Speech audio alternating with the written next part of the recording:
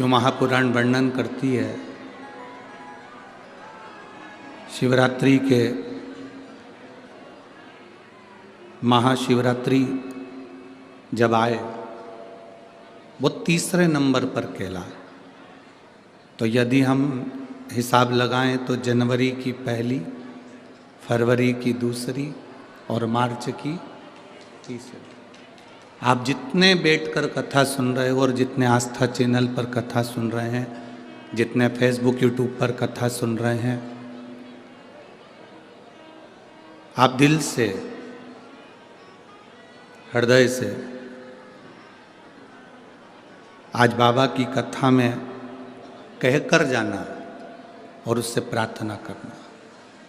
भजन करोगे उसका फल भी ज़्यादा मिलेगा, प्रार्थना करोगे उसका फल भी ज़्यादा मिलेगा, दान कर रहे हो उसका फल भी ज़्यादा मिलेगा, भूखे को भोजन करा रहे हो उसका फल भी ज़्यादा मिलेगा।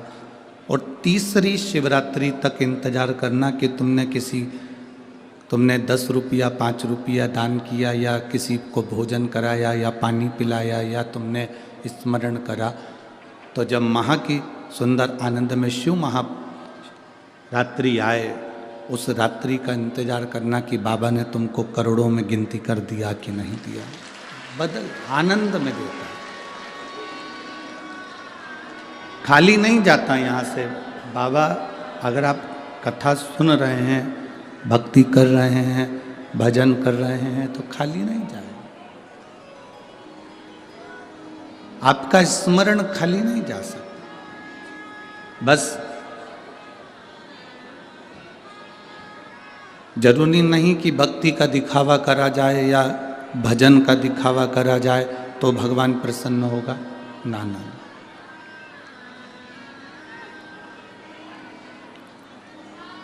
भजन का, भक्ति का, दान का, पुण्य का, स्मरण का दिखावा नहीं होना चाहिए।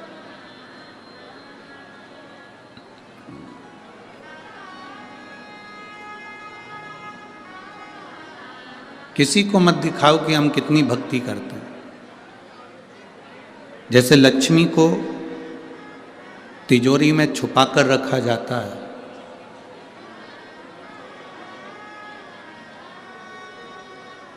घर की बहू बेटी को पर्दे में रखा जाता है,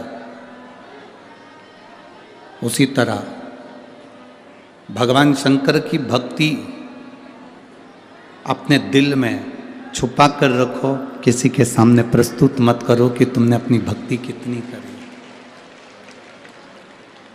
एक राजा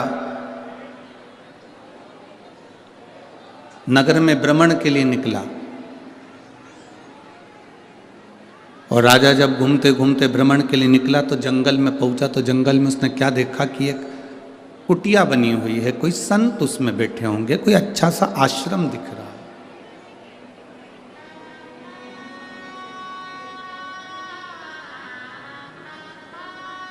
कोई श्रेष्ठ आश्रम उसको दिखा।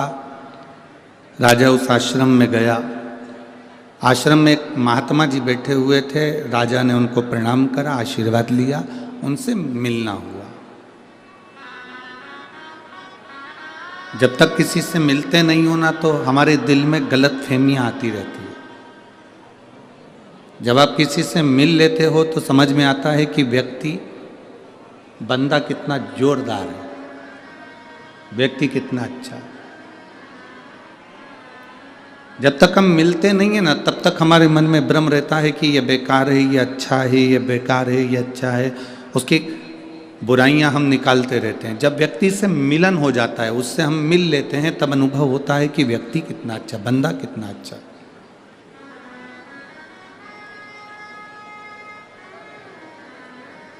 गुरु नानक देव जी ने तो अपने शिष्यों से कहा, गुरु नानक देव जी ने बाले से भी कहा और अपने जितने शिष्य थे उनके चारों पांचों सबसे कहा। अपने दोनों पुत्रों से भी गुरु नानक देव जी ने कहा कि व्यक्ति से जब तक मिलो ना तब तक उसकी निंदा करो ना। आप पहले मिलो तो कि वो निंदा करने के लायक है कि अच्छा बोलने के लायक है। किसी ने तुम्हारे कानों में आकर कह दिया कि वो व्यक्ति बुरा है और तुम उसकी निंदा में लग गए। किसी ने तुम्हारे पास में आकर कह दिया कि वो व्यक्ति बेकार है और तुम उसकी निंदा में लग गए। ना ना, गुरु नानक देव जी कहते हैं कि निंदा ना करिए। गुरु नानक देव जी कहते हैं पहले, सबसे पहले उसको परखो कि वो ठीक है कि नहीं है।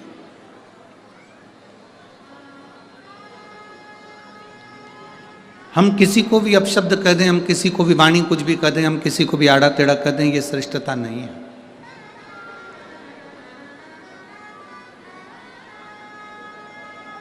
कहा, राजा ने एक आश्रम देखा, संत का आश्रम था, उसमें गए, बड़ा सुंदर था। राजा ने महात्मा जी को प्रणाम कर कर कहा, बाबा जी प्रणाम। बाबा जी ने कहा, आप कौन है? कहा, मैं राजा नगर का, यहाँ वन में आया हूँ, आपका आश्रम देखा था, बड़ा सुंदर लगा तो आपसे मिलने के लिए आ गया। ठीक है, अब आप आ गए हैं मिलने के लिए, आश्रम देखो, दर्शन करो, प्रसाद पाओ, फिर जाओ। राजा ने जब महात्मा जी के घर का भोजन करा, दाल एकदम पानी की तरह, रोटी एकदम मोटी मोटी, ना उसमें नमक था ना उसमें मसाला था। और राजा ने उस भोजन को ग्रहण किया तो महात्मा जी से कहा, महाराज जी इतने सारे महात्मा यहाँ रहते हैं, संत यहाँ रहते हैं, और तुम भोजन ऐसा कराते हो, ऐसा भोजन करते हो, श्रेष्ठ नहीं है। अब मैं राजघराने से, राजकोष में से आपके लिए कुछ ना कुछ भेजूंगा, आप अच्छा बनाओ, अच्छा खिलाओ, अच्छे से रहो।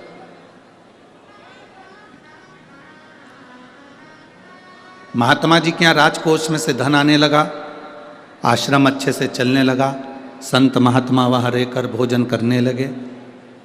अब राजा की ऐसी आदत हो गई कि वो महात्मा जी से बात करता, सिंहासन पर बैठकर उनसे सब राय लेता, राज्य कैसे चलाना है वो भी पूछ लेता, और महात्मा जी उसको मार्गदर्शन करते। पर राजभवन में 2 मंत्री ऐसे थे जिनको ये महात्मा सुहा नहीं रहा था। अभी तक इनकी राय ली जाती थी, इनसे पूछा जाता था, इनसे कहा जाता था, अब उनसे पूछा नहीं जा रहा तो उनको अच्छा नहीं लगा। जब उनको अच्छा नहीं लगा तो उन्होंने राजा से कहा, महाराज आप राजकोष में से इतना धन उनको दे रहे हो, इतना धन निकाल कर आप आश्रम को दे रहे हो, और वहाँ आश्रम में जाकर देखो तो सब चकाचक खा के पड़े रहते हैं, कोई ऐसा नहीं नजर आता कि कोई भगवान की भक्ति कर रहा हो, कोई भगवान का भजन कर रहा हो, कोई भगवान की स्मरण कर रहा हो, हमें तो नहीं दिखता।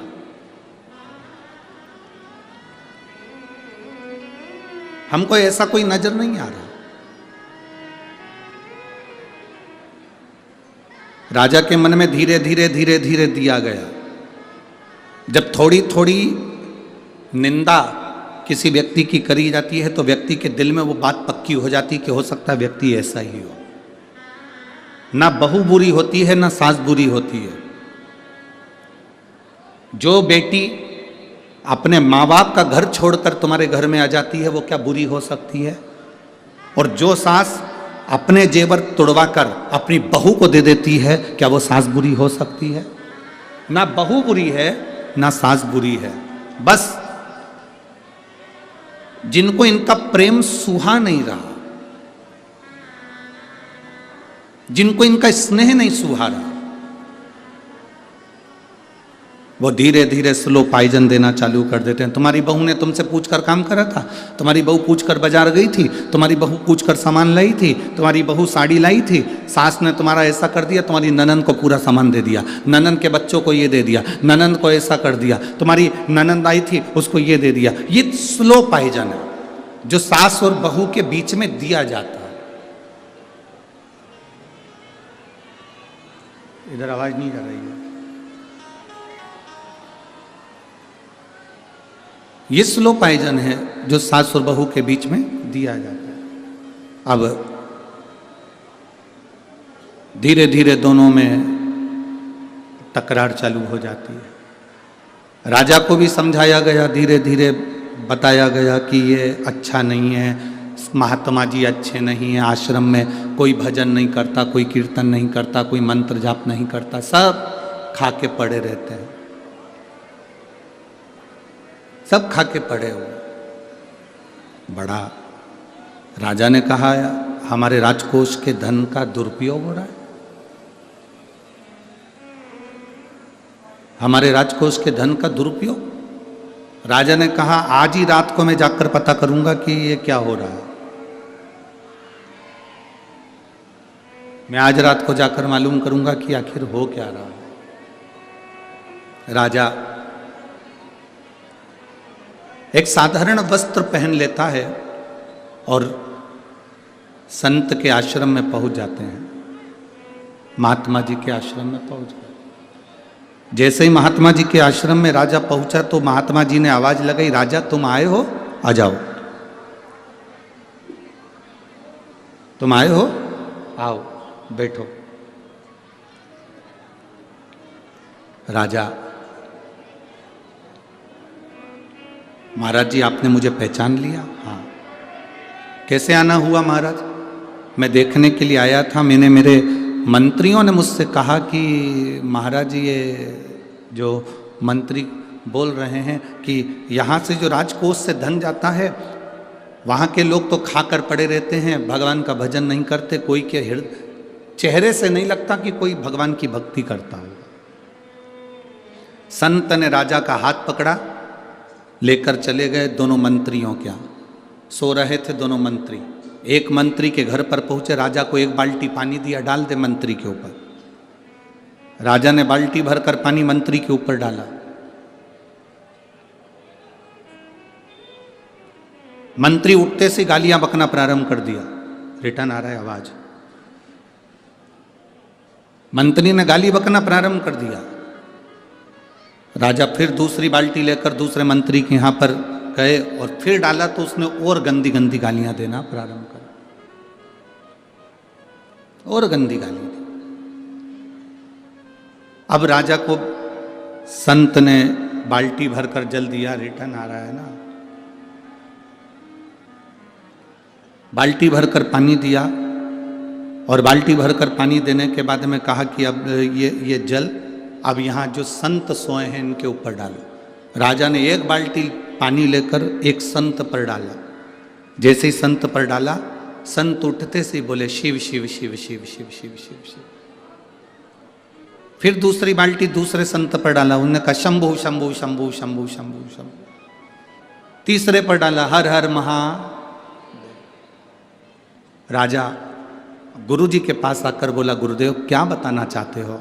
गुरुजी ने कहा, देखो जिनके लिए कहा गया कि यहाँ तो सब ऐश और आराम की जिंदगी जी रहे हैं, अगर कोई संत कोई साधु तुम्हारे धन का सदुपयोग कर रहा है, भोजन कर रहा है, तो वो सो भी रहा है ना, तो उसके भीतर उसकी भक्ति शंकर के नाम का उच्चारण कर रही है। और जिसके अंदर आसक्ति और तृष्णा भरी है, उसको क्रोध, रात में सोते सोते भी क्रोध उसके अंदर भरा हुआ। भक्ति का दिखावा नहीं होना चाहिए।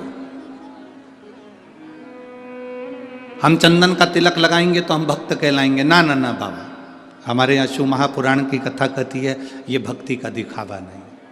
हम माला पकड़ कर बैठे रहेंगे 24 घंटे तो भक्त कहलाएंगे, ना ना ना ना, ये भक्ति नहीं है हमारा। लोग आपसे कहें कि मंदिर में जाने से पहले तुमको कपड़ा बदलना पड़ेगा, मंदिर में जाने के लिए तुम्हें इस कलर का कपड़ा पहनना पड़ेगा, तुम्हें भगवान को पाने के लिए सफ़ेद कपड़ा पहनना पड़ेगा, तुम्हें भगवान को पाने के लिए लाल कलर का कपड़ा पहनना पड़ेगा, तुम्हें भगवान को पाने के लिए ये वाले कलर का कपड़ा पहनना पड़ेगा। तो उसको समझा देना, मेरा महादेव कपड़े बदलने से कभी प्रसन्न नहीं होता, मेरा महादेव कलेजा बदलने से प्रसन्न हो जाता है। कपड़ा बदलने से कभी परमात्मा प्रसन्न नहीं हुआ। आप जिंदगी में कितने भी कपड़े चेंज कर लो, भगवान को तुम्हारे कपड़े से कोई मतलब नहीं है। उसने तो एक कपड़ा तुम्हें देकर भेज दिया, वो कपड़ा तुम्हारा इतना जोरदार है, वो तन तुम्हारा शरीर इतना जोरदार है। भगवान ने कहा जो कपड़ा मैंने तुझे पहना कर भेजा है, बस इस कपड़े को तू मेला मत होने देना, इस कपड़े को तू गंदा मत होने देना। ये जो मैंने तुझे कपड़ा दिया है ये साधारण कपड़ा नहीं है, इसको गंदा मत होने दो। तुम जिस कपड़े को पहने रहते हो वो कपड़ा गंदा हो जाता है, कोई गंदा करके चले जाता है तो तुम्हें गुस्सा आएगा कि नहीं आएगा? चलो जाने दो, तुम यहाँ बैठे हो, कोई चाय की ट्रे लेकर आया और तुम्हारे ऊपर ढोल दे, तुम्हें गुस्सा आएगा कि नहीं आएगा? बोलो बोलो, जम के बोलो जरा। कोई शरबत लेकर आया, यहाँ पर तुम्हारे ऊपर ढोल दे, तुम्हारे कपड़े गंदे कर दे, तुम्हें गुस्सा आएगा कि नहीं आएगा? तुम्हारा कपड़ा किसी ने गंदा करा तो तुम्हें क्रोध आ गया। और तुम्हारे घर में बैठकर कोई तुम्हारा समय गंदा कर कर जाता है, बैठकर दिन भर निंदा कर कर जाता है, अपशब्द कहकर जाता है, गालियाँ देकर जाता है, आड़ा टेढ़ा बोल कर जाता है, निंदा पर निंदा कर कर जाता है, तुम्हारे समय को बर्बाद कर कर जाता है, तो तुम्हें क्रोध क्यों नहीं आता? कपड़ा गंदा करा किसी ने तो तुम्हें क्रोध आ जाता है। तुम्हारा समय गंदा नहीं होना चाहिए। भगवान ने जो 21,600 श्वास मेरे परमात्मा ने प्रतिदिन तुमको निकलने के लिए दी है, ये 21,600 श्वास तुम्हारी व्यर्थ नहीं जाना चाहिए। 3.5 करोड़ रोम छिद्र परमात्मा ने जो दिए हैं ये भगवत भजन के लिए दिए हैं, ये गंदे नहीं होना चाहिए। 21,600 श्वास में से कुछ श्वास सोने में निकल गई, कुछ श्वास वैसे ही निकल गई, पर तुम्हारी श्वास गंदी मत होने देना। इन श्वासों को निंदा में, चुगली में, गाली में, अपशब्द में, क्रोध में जाने मत देना। इन श्वासों को संजोकर परमात्मा की भक्ति में लगाना। शरीर का कपड़ा गंदा होगा, चल जाएगा। घर गंदा होगा, चल जाएगा। छत गंदी होगी, चल जाएगा। कुछ जगह गंदी होगी, चल जाएगा, पर इस मन को कभी गंदा मत होने देना। इस मन को स्वच्छ बनाकर रखना, क्योंकि परमात्मा इसी में प्रवेश करता है, भगवान इसी में प्रवेश करता है, परमात्मा इसी में पहुंचता है। एक पत्र है,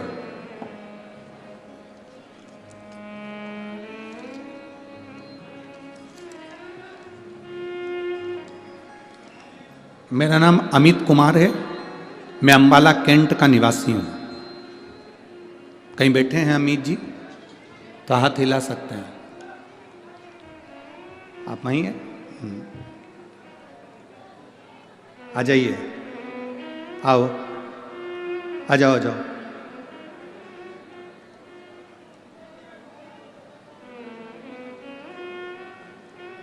मेरा नाम अमित कुमार है, मैं अंबाला कैंट का निवासी हूं।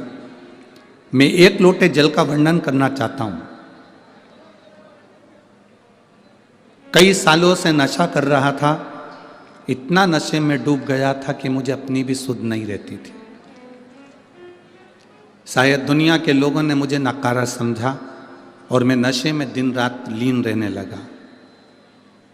गुरुदेव, इतना नशा करता था, इतना नशा करता था कि कुछ भी नहीं देखता था। एक बार ट्रेन से सफ़र कर रहा था, नशे के कारण ट्रेन की चपेट में आ गया और मेरे दोनों पांव कट गए। एक्सीडेंट हो गया, मेरी दोनों टांगे कट गई। अब दोनों टांगे कट गई तो बड़ा तकलीफ में रहा। सोच लिया था कि अब मरना है, अब जिंदा नहीं रहना। जब पांव चले गए, मरना। आपकी पहली बार कथा सुनी, केवल मोबाइल पर किसी ने क्लिप भेजी थी, उस रील को मैंने सुना और उस दिन मैंने विचार करा, आपने उस रील में कहा था कि चाहे दुनिया की कितनी भी तकलीफ आ जाए पर मरना नहीं है, छाती पर मूंग दलना है। ये आपने उस कथा में कहा था। गुरुदेव,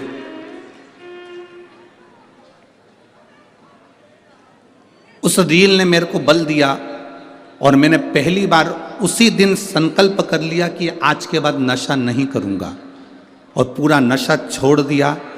जब 24 घंटे में नशे में रहता था तो मैंने नशा छोड़ा, और अब मेरे पांव कट गए थे, तब मैं करता क्या? मैंने विचार करा कि इस शरीर को छोड़ देता हूँ। पर आपने जब क्लिप में कहा, एक छोटी सी रील में आपने कहा कि मरना नहीं, कितनी भी समस्या हो, छाती पर मूंग दलना पर मरना मत, तब मैंने सोच लिया कि मेरे पांव चले गए तो क्या हुआ, मैं मेहनत पूरी करूँगा। और मैंने मेहनत करी और बाबा की कृपा से आपका नाम लेकर, शिव का नाम लेकर, मैंने एक छोटी सी बुक की स्टेशनरी डाली। और बाबा का मैं क्या गुणगान करूं गुरुदेव। शिव शिव है, जब मैं नशे में रहता था मेरे पास अठन्नी नहीं थी, और मेरे पाँव जाने के बाद मैंने नशा छोड़ा। और जब मैंने स्टेशनरी दाढ़ी, उस स्टेशनरी को डालने पर मेरी बेटियां दोनों उस स्टेशनरी को करने लगी। पहले तो स्टेशनरी चलती नहीं थी तो बेटियां भी रोती थी, पापा कुछ नहीं है, अब हम करें क्या। हम उनको बल देते थे, सीहोर वाला महाराज कभी झूठ नहीं कर सकता, शिव पुराण कभी झूठ नहीं कर सकती, तुम चिंता मत करो, दिल लगाओ उस स्टेशनरी में। और मैं और मेरी बेटियां जब स्टेशनरी चलाने लगी, आज बाबा की कृपा से हमको बाबा ने सब कुछ दे दिया गुरुदेव, और मैंने मरने का भी अब वो विचार छोड़ दिया। मैं बाबा को यहाँ धन्यवाद देने आया हूँ।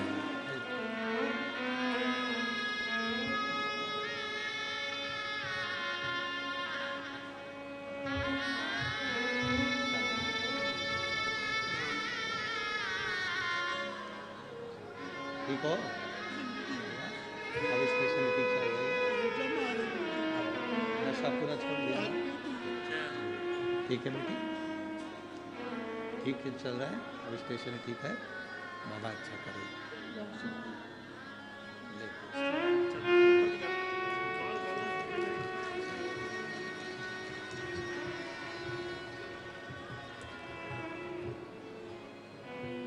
पत्र में लिखा है गुरुदेव, मेरी जिंदगी तो कब की खत्म हो गई होती अगर ये शिव पुराण नहीं होती, मेरा जीवन पूरा चले गया। जिंदगी जीवन,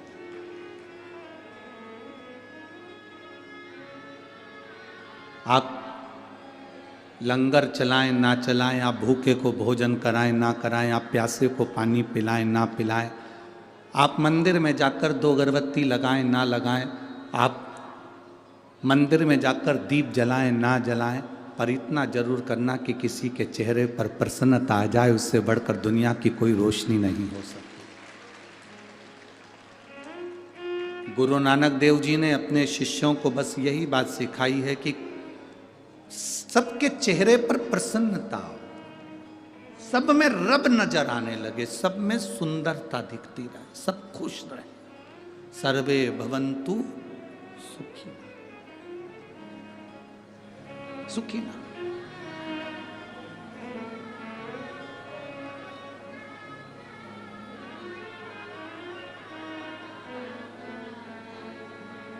जियो।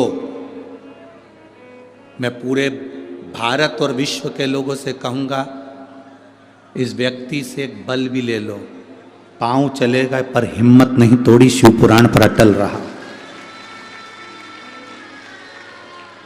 शिव महापुराण पर अटल रहा कि बाबा कहा है, झूठ नहीं कह सकता। और फिर निवेदन करूंगा, शिव महापुराण की कथा, आज शिवरात्रि है, शिवरात्रि के दिन इतनी जरूर कहूंगा कि शिव महापुराण की कथा सीहोर वाला पंडित प्रदीप मिश्रा कभी नहीं बाँचता। शिव महापुराण की कथा तो वो बाबा आकर बाँचता है और आप सुनते हैं। प्रदीप मिश्रा की कोई सामर्थ्यता नहीं है कि वो शिव पुराण की कथा बाँच ले, वो तो वो खुद आता है कुबेर भंडारी, कुबेरेश्वर महादेव, और बाँच कर चले जाता है। जिसने भरोसा कर लिया उसकी जिंदगी संवर जाती है, और जो नहीं कर पाया वो रह जाता है। इसमें हमारी कोई सामर्थ्यता नहीं है, इसमें आपके विश्वास की सामर्थ्यता, इसमें आपके भरोसे की सामर्थ्यता। बोल बम का नारा है, बाबा एक सहारा। आपका विश्वास दृढ़ है। देखिए कथा कितने घंटे की है? 3 घंटे की। हमारा तो इतना सा निवेदन है, अगर मान लो कोई अंदर नहीं आ पा रहा है, ग्राउंडों में जगह नहीं है, दरवाजे बंद है, तो आप दरवाजे के बाहर बैठ कर सुन लो, पर समय मत निकलने दो। आज शिवरात्रि की कथा 1 मिनट की भी मत जाने दो, ये झोली भर कर लेकर जाने वाली कथा है जो आपकी जिंदगी को संवार दे। हम जानते हैं जगह नहीं है, इतना पूरे स्टेडियम में कुर्सियाँ, आसपास पूरा ग्राउंड भरा पड़ा है, लोग रोडों पर इकट्ठे खड़े हैं, जगह नहीं, लोग दुकानों में बैठे हैं, दुकानदारों ने अपनी अपनी टीवियाँ चालू कर दी हैं, वहाँ कथा चल रही है। लाखों की संख्या में आप लोग पहुँचे हैं, कोई साधारण है क्या? स्टेडियम की जितनी कैपेसिटी होगी उतनी ही तो अंदर आ सकोगे।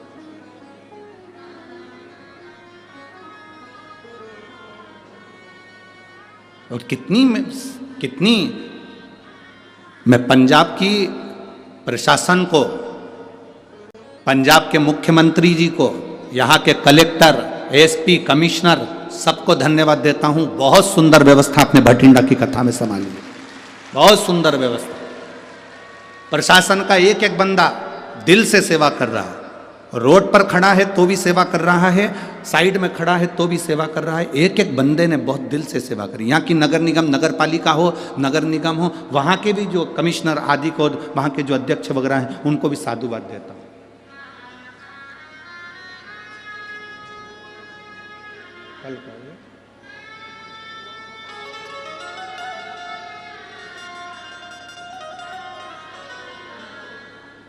बहुत सुंदर व्यवस्था यहाँ प्रशासन संभाला है। बस आप लोगों से एक निवेदन, ये भी लिख के अभी भेजा गया है कि सारे स्टेडियम के बाहर बहुत ज़्यादा भीड़ है, इसलिए आप लोगों से निवेदन है कि स्टेडियम के जितने गेट हैं उनके बाहर जो लोग खड़े हैं, आप लोग वहीं पर बैठकर कथा का रसपान करें और आवाज़ आपके वहाँ तक आए। हम बाबा से यही प्रार्थना करते हैं। स्टेडियम के किसी भी दरवाजे पर आप कोई भी धक्का मुक्की ना करते, वहीं बैठ जाओ।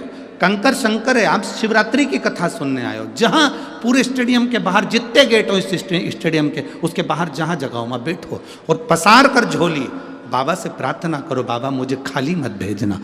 मेरे को 3 शिवरात्रि में सीहोर की कथा में जाकर बोलना है कि मेरे बाबा ने मुझे पंजाब में जो कथा सुनी थी उसमें दिया मुझे बाबा। जब मैं 7 मार्च की कथा में सीहोर पहुंचूं, 13 मार्च तक कथा सुनूं, तो उसमें बाबा के सामने मेरा पत्र हो भटिंडा पंजाब का भी, और मैं कहूं बाबा से कि मैंने वहां की कथा सुनी थी और आपने कहा था गुरुजी ऐसा दान, ऐसा भजन, ऐसा पुण्य करना, वो बढ़कर मिलेगा, और मुझे मिला। ये विश्वास आपके भीतर हो, एक भरोसा हम जगाएं हमारे भीतर भगवान की भक्ति का। दिखावे से दूर, सब जगह दिखावे से पंडित हो जाओ, दूर हो जाओ। हमें दिखावे से परमात्मा नहीं मिल सकता, दिखावे से कभी भगवान नहीं मिल सकता। आप कितने भी कपड़े चेंज कर लो, भगवान नहीं मिल सकता। भगवान को पाने के लिए केवल आपके भीतर विश्वास जागृत करना, भरोसा। और तेरा ही दिया मैंने खाया पिया है, तेरा शुक्रिया है, तेरा शुक्रिया है। मेरे बाबा ने बहुत दे दिया है, तेरा शुक्रिया है, तेरा शुक्रिया। ये जायदाद दी है, औलाद दी है, मुसीबत में हर वक्त इमदाद दी है, तेरा ही दिया मैं खाया पिया है, तेरा शुक्रिया है, तेरा शुक्रिया। जो बोले सो निहाल। एक विश्वास होना चाहिए, एक भरोसा होना चाहिए, एक दृढ़ता होना चाहिए। और जब हमारे भीतर दृढ़ता हो, विश्वास हो, भरोसा हो, तो बाबा क्यों ना मिले, क्यों ना मिले। शिव महापुराण की कथा कह रही है, भगवान शंकर का संवाद कर रहा है कि राजा के सामने कह दिया, संत ने दिखावा नहीं होता भक्ति में। भक्ति में दिखावा नहीं होता, भक्ति दिखावे से दूर होती है। और भक्ति में जहां दिखावा आ जाए वो समझ लेना कि भक्ति नहीं है, वो भक्ति नहीं है। भक्ति दिखावे से दूर कर दीजिए।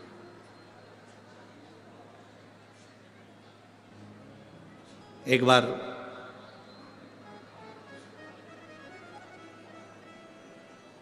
माता पार्वती भगवान शिव के साथ में बैठी हुई थी।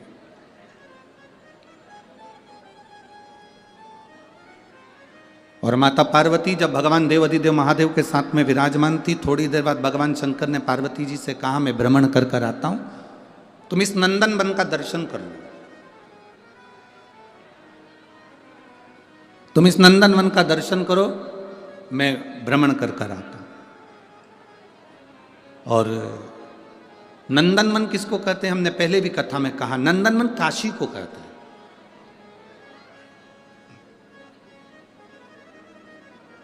नंदनवन अगर कोई बोले तो समझ लो वो काशी को कहते हैं। नंदनवन काशी को कहा गया। और भगवान देवादिदेव महादेव ने कहा कि आप नंदनवन का दर्शन करो, मैं भ्रमण कर कर आता हूं। शिव जी भ्रमण के लिए निकल गए, भगवान शंकर भ्रमण के लिए निकले, और नंदनवन का दर्शन माता पार्वती जी कर रही थी। थोड़ी देर बाद आकर बाबा देवादिदेव महादेव बैठ गए।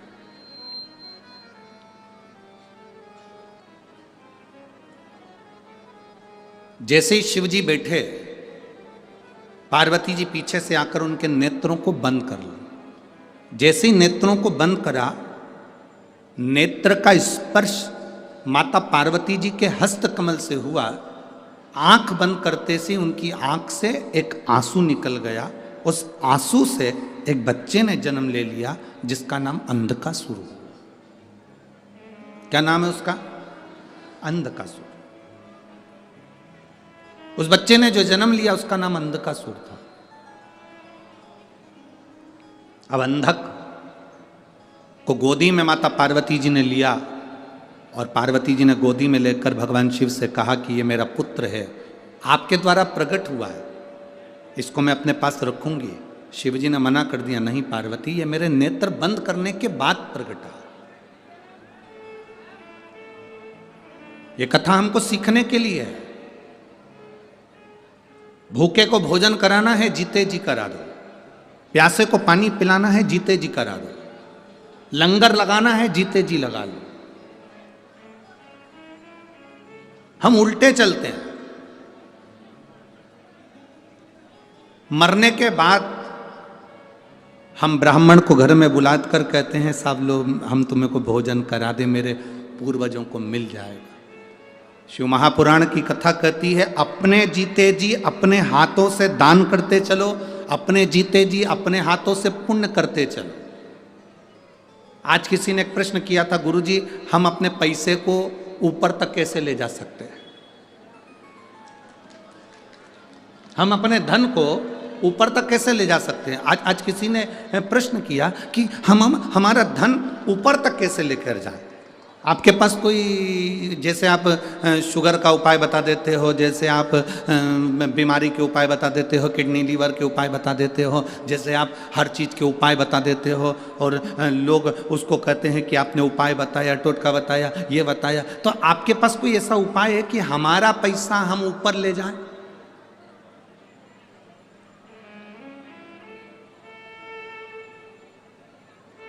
अब प्रश्न करने वाले ने कोई गलत प्रश्न नहीं किया है। क्या आपने बताया कि बुखार में ऐसा कर लेना, फीवर आए तो ऐसा कर लेना, हमारे धन को हम ऊपर कैसे लेके जाएं, उसका कोई उपाय बताओ। तो हमारा निवेदन है, जिसने प्रश्न किया उसको हाथ जोड़कर निवेदन है कि पैसे को ऊपर ले जाना है तो पैसे का पुण्य बना। पैसे का अगर पुण्य बन गया तो पैसा तुम्हारे साथ नहीं जाएगा, पर पैसे का जो तुमने पुण्य बनाया है वो पुण्य तुम्हारे साथ चला जाएगा। अब पैसे का पुण्य कैसे बनेगा? हमने किसी को भोजन कराया, हमने लंगर लगाया, हमने किसी को दवाई दिलाई, हमने किसी को औषधि दिलाई, हमने किसी के साथ दे दिया, हमने किसी के साथ अच्छा कर दिया, ये हमारे पैसे का पुण्य है। ये पुण्य अपने साथ जाने वाला है। धन हमारे साथ नहीं जाएगा, पर पैसा हमारे साथ नहीं जाएगा, पर पुण्य हमारे साथ जाएगा। अरे मत बुरे कर्म कर बंदे वरना पछताएगा, भगवान की आंखों से तू बच नहीं पाएगा, तू बच नहीं पाएगा। अरे ओ अज्ञानी मत करना। पैसे का पुण्य बनाइए। अगर भगवान धन दे, और ऐसा नहीं है कि भटिंडा में किसी के पास धन की कमी होगी, मेरा बाबा भोलेनाथ देने वाला बैठा है, कोई कमी आपको नहीं रखेगा। पर पैसा यदि भगवान ने दिया है तो उस पैसे का पुण्य बनाओ। पैसे का पुण्य कैसे बनता है, ये शिव महापुराण की कथा सिखा रही है। मैं माननीय अमरजीत जी मेहता जी को, उनकी धर्म पत्नी को, उनके बच्चों को, उनके पूरे परिवार को, उनके भाई बहन जो भी हैं और उनके माता पिता आदि जितने भी हैं, मैं उनको बहुत बहुत धन्यवाद देता हूँ। आपने पुण्य बनाया है और ये सब पुण्य बनाने की सामर्थ्यता होना चाहिए। ऐसे पुण्य बनाने की सामर्थ्यता होना चाहिए कि अपने धन को अपन सही जगह लगाओ। ये पूरा पंजाब, ये पूरी भटिंडा नगर का शहर इस कथा के लिए बहुत समय से इंतजार कर रहा था। बोलो री जी सही बात है कि गलत है? बहुत समय से इंतजार कर रहा था। जैसे प्यासे को पानी पिलाते हैं और प्यासा तृप्त हो जाता है, इस कथा को आप भटिंडा में लेकर आए और आपने इतना अरेंजमेंट करवा कर ये कथा को करा, इन सब की प्यास बुझाई। इसका पुण्य आपके खाते में जाता है, इसका पुण्य आपके खाते में जाता है।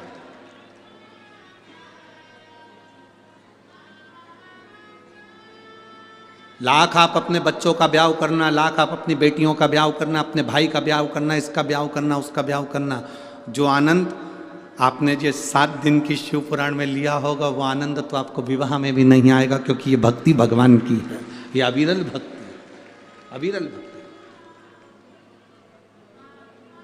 और भगवान अगर धन दे तो कहना मेहता जी अब एक बार का था कि ऐसी कृपा करना कि हम भी कदम से कदम मिलाकर एक बार फिर शिव महापुराण की कथा अपने भटिंडा में करा सके। ऐसी कृपा और दया की ना होती जो आदत तुम्हारी, दया की ना होती जो आदत तुम्हारी, तो सुनी रहती अदालत तुम्हारी, गरीबों के दिल में जो जगह तुम ना पाते, तो किस दिल में होती इबादत तुम्हारी। आपके मन में जो भाव हो उसको श्रेष्ठ बनाइए, श्रेष्ठ। जब श्रेष्ठ भाव प्रकट होगा तो शिव अपने आप प्रकट होगा, अपने आप। शिव को मिलने में देरी नहीं। भाव की शुद्धता रखना, शिव भाव की शुद्धता। शिव महापुराण की कथा कर रही है, भगवान शंकर का संवाद कर रहा। पार्वती जी ने जैसे ही हाथ रखा बालक उत्पन्न हुआ, उस बालक को उन्होंने लिया, उसका नाम अंधकासुर हुआ। शिव जी कह रहे हैं पार्वती इसको पुत्र मत मान,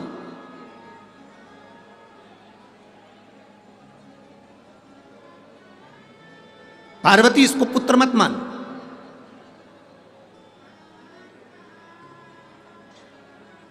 पार्वती इसको समुद्र में फेंक दे, फेंक इसको समुद्र में। पार्वती जी कहती नहीं नहीं नहीं, ये आपके द्वारा प्रकट हुआ है, मैं इसको फेंक नहीं सकती। शिव जी कह रहे हैं मेरे नेत्र बंद थे, उसके बाद प्रकट हुआ है। आपसे पूछेंगे एक बात, उत्तर जरूर देना। दिन में कोई तुम्हारे यहां आए, दरवाजा बजाकर तुम्हारे यहां आए, बेल बजाकर तुम्हारे यहां आए, वो तुम्हारा कौन कहलाएगा? अतिथि, मेहमान। बोलो सही है कि गलत है? रात को तुम सो गए, दरवाजे बंद, खिड़की में से कोई आए, अतिथि कहलाएगा? चोट्टा। वो अतिथि नहीं कहलाए, वो चोर कहलाए। दिन में आता, बेल बजा कर आता, दरवाजा बजा कर आता, हम उसको चाय भी पिलाते, भोजन भी कराते, अतिथि का आदर भी करते। अतिथि देवो भव। अब रात को आ रहा है, सब सो गए, खिड़की तोड़कर, दरवाजा तोड़कर पीछे से आ रहा है, तो वो अतिथि नहीं, वो चोर है। शिवजी कह रहे हैं मेरे नेत्र खुले होते और मैं इसको प्रकट करता तो मैं अपना पुत्र मानता, परंतु मेरे नेत्र बंद हो गए थे, तब ये प्रकट हुआ, इसलिए ये मेरा पुत्र नहीं है, ये असुर है। फेंक दे इसको समुद्र में, इसको समुद्र में फेंक।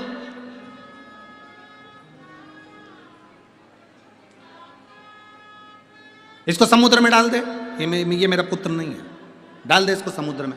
पार्वती जी ने उसको गले से लगा लिया, ये मेरा बेटा है, ये मेरा पुत्र है, ये मेरा बेटा है, मेरा पुत्र है।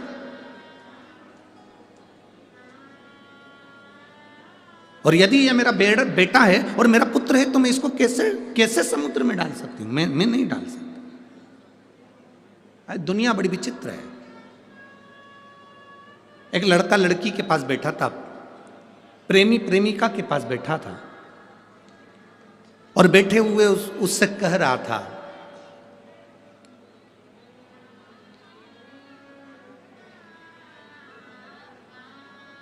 प्रेमी प्रेमिका से कह रहा था, तेरी आंखों में मुझे पूरी दुनिया नजर आती है, पूरी दुनिया नजर आ रही है, तेरी आंखों में मुझे पूरा जहान दिख रहा है, पूरा जहान। एक पास में व्यक्ति बैठकर रो रहा था। वो व्यक्ति इसके पास आकर बोला, भैया, ए भैया, बोलो, आपको आपकी इस प्रेमिका की आंखों में पूरी दुनिया नजर आ रही है, 2 दिन से मेरी भैंस खो गई है, तुम ढूंढ दो, उसका एड्रेस बता। एक कहना, एक बात अपने सामने प्रकट कर देना एक अलग प्रसंग हो जाता है कि किसी ने कह दिया, एक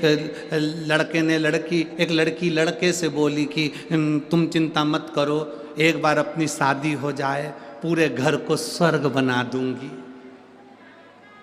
अब लड़का समझ भी नहीं पा रहा कि वो कह रही है एक बार शादी हो जाए, पूरे घर को स्वर्ग बना दूंगी। जब घर स्वर्ग बन जाएगा तो रहने वाले सब, जम के तो बोलो जरा, स्वर्ग वासी। तुम एक बार बस शादी हो जाने तो मैं सारे घर को स्वर्ग बना दूंगी। इतनी बड़ी बड़ी बात लोग करते हैं, इतनी बड़ी बड़ी बातें। तुम बोलोगे जैसा, मैं पूरे घर को स्वर्ग बना दूंगी। जो कह रही है ना घर को स्वर्ग बना दूंगी, 25 मेहमान घर में आ जाओ, कह दो कि खिचड़ी बना दे तो नहीं बना, छोला भटूरा बना दे तो नहीं बना, और घर स्वर्ग बनाने चले। तो इतनी बड़ी बड़ी बात क्यों कहना? शिव महापुराण के अंतर्गत संत, साधु, सन्यासी, तपस्वी, साधक, उपासक, एक असली गुरु, एक साधक, एक उपासक, एक संत कभी बड़ी बात नहीं कहता। शिव महापुराण कभी बड़ी बात नहीं कहती कि शिव पुराण ने यह करा। शिव पुराण तो ये कहती है जिसने बाबा पर भरोसा करा उसका कार्य। एक पत्र है, देखिए,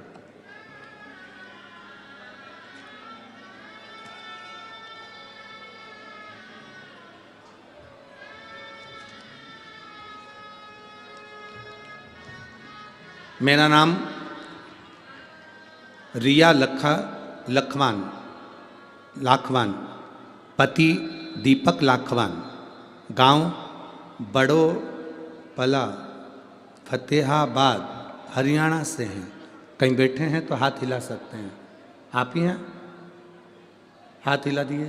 श्री शिवाय नमस्तुभ्यं। फतेहाबाद हरियाणा से आए हैं। दोनों भाई आए हैं आपके? आए हुए हैं? दोनों भाई आए हैं? आ जाओ, दोनों आ जाओ। मेरा नाम रिया लाखवान, पति दीपक लाखवान, गांव बड़ोपल, फतेहाबाद, हरियाणा से आए। हम बाबा के एक लोटे जल का वर्णन करना चाहते हैं। 10 फरवरी 2023 को मेरे पति दीपक कुमार और मेरे देवर सुशील कुमार, दोनों भाई गाड़ी से जा रहे थे। अचानक उन दोनों का एक्सीडेंट हो गया।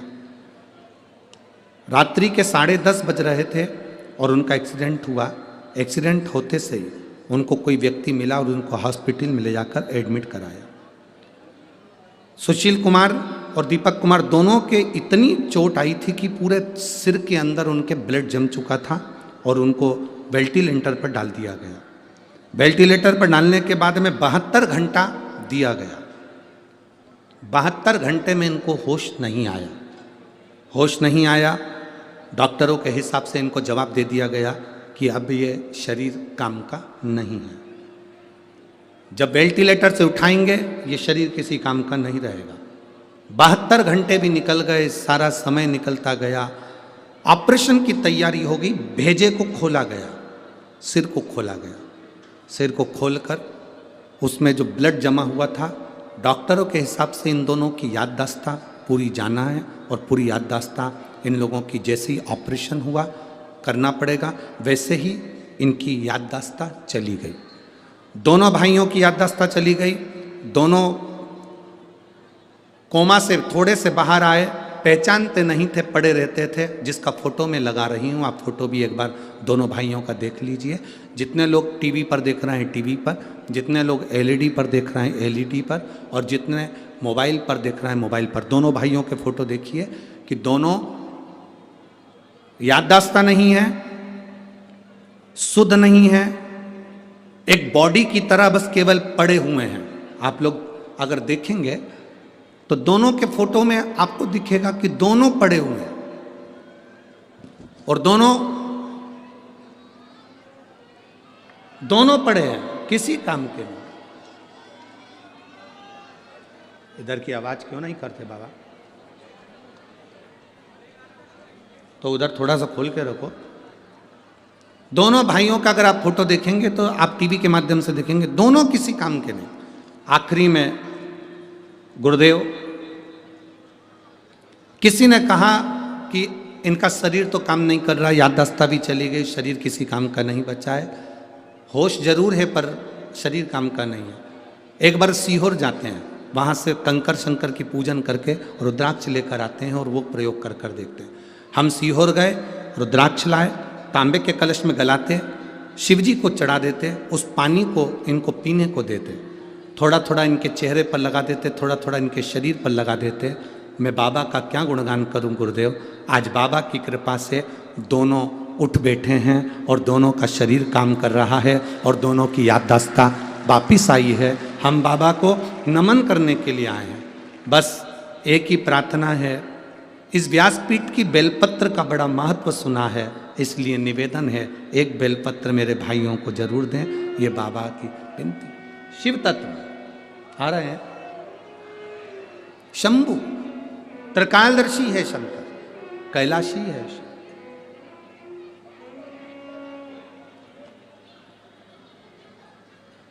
और तेरा ही दिया मैंने खाया पिया, तेरा शुक्रिया, तेरा शुक्रिया। ये शुक्राना देते रहो बाबा को।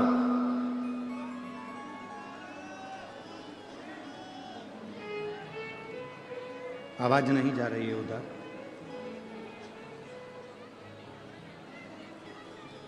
शुक्राना देते रहिए, शुक्रिया करते रहिए।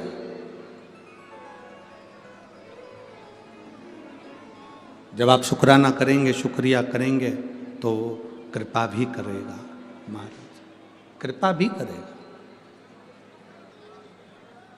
शिव तत्व कह रहा, एक विश्वास, एक भरोसा, एक दृढ़ता, यह हमारे जीवन को सार्थक बनाती है। एक विश्वास, भरोसा, दृढ़ता हमारे जीवन को सार्थक बनाती है। अब घर के 2 बेटे हैं और वो घर के दोनों बेटे दोनों व्हील चेयर पर आ जाए, शुद्ध भी नहीं, याददाश्त भी नहीं, शरीर काम भी ना करे, केवल पड़े हैं, केवल पढ़।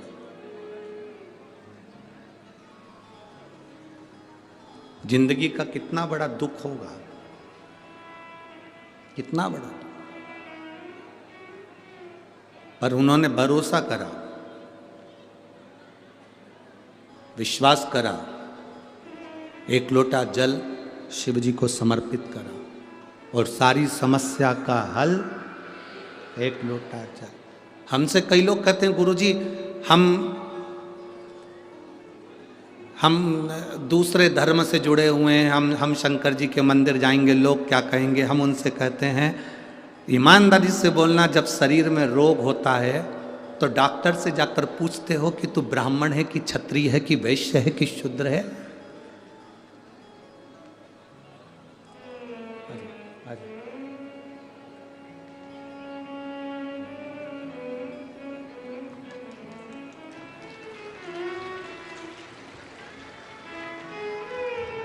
ठीक है बाबू, आराम है, शरीर पूरा।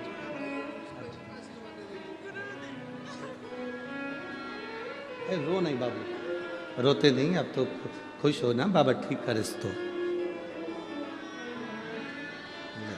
रोना नहीं, अब तो बाबा सब अच्छा करा है तो ये भी अच्छा करा, खुश हो, समझो, आंसू पोंछ कर जाओ। बाबा के यहाँ ना बड़े खुश होकर जाना चाहिए, शिव ने अच्छा कर दिया, इससे बढ़कर क्या चाहिए।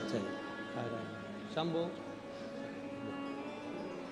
बेलपत्र दिया है ना, उनको देना है ना, दोनों को, ठीक है। शंभो,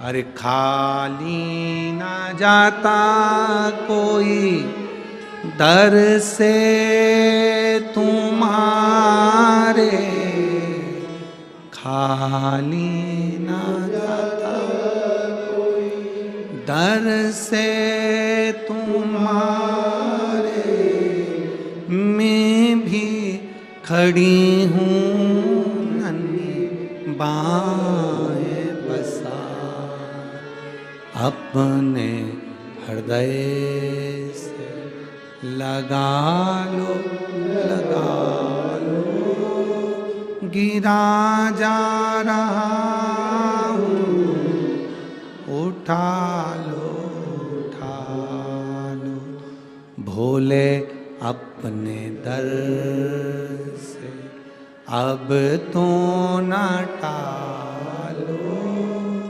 गिरी जा रही हूँ, उठा लो। उसका भरोसा एक दृढ़ हो, विश्वास पक्का, सुनता है।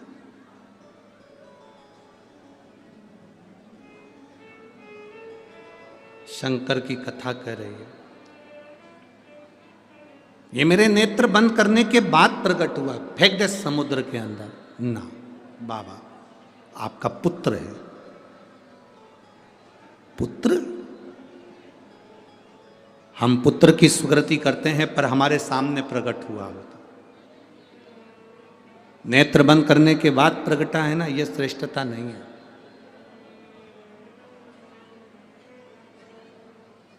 जो एक बार भगवान की एक एक अविरल भक्ति को जान जाता है, वो पहचान जाता है कि शिव तत्व है क्या।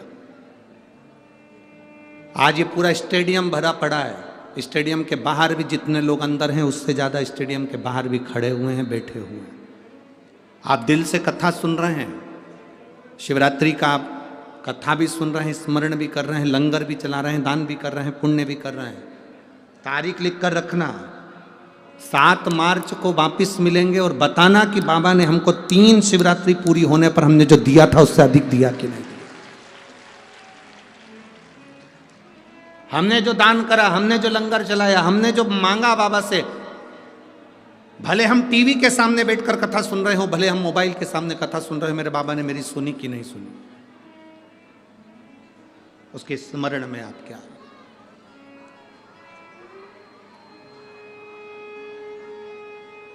महाराज, बालक प्रकट हुआ, नेत्र बंद करने के बाद समुद्र में फेंक दिया गया, समुद्र में डाल दिया गया। और समुद्र में जब उस बालक को फेंका गया तो नीचे जब हिरण्याक्ष ने उस बालक को झेल लिया और उस बालक को पाल पोस के बड़ा करा, हिरण्याक्ष के प्राण छिड़ गए, वराह भगवान प्रकट हो गए, हिरण्याक्ष को मार दिया। हिरण्याक्ष के जाने के बाद अंधकासुर बड़ा हो गया। अंधकासुर जब बड़ा हुआ तो उसने वर मांगा, उसने वर मांगा। और अंधकासुर ने वर मांगा ब्रह्मा जी से, ब्रह्मदेव मुझे वर दीजिए। ब्रह्मा जी ने कहा क्या वर चाहिए, मैं कभी मरूं ना। ब्रह्मा जी ने कहा यह कभी नहीं हो सकता कि जिंदगी में कोई अमर पैदा हुआ, मरना तो पड़ेगा। केवल एक शिव, इस मृत्यु लोक का देव अधिदेव केवल एक महादेव ऐसा है जो ना जन्मा है ना मरता है। वो तो एक बिंदु के रूप में, और बिंदु सर्वस्व है, सर्वस्व है बिंदु, सर्वस्व।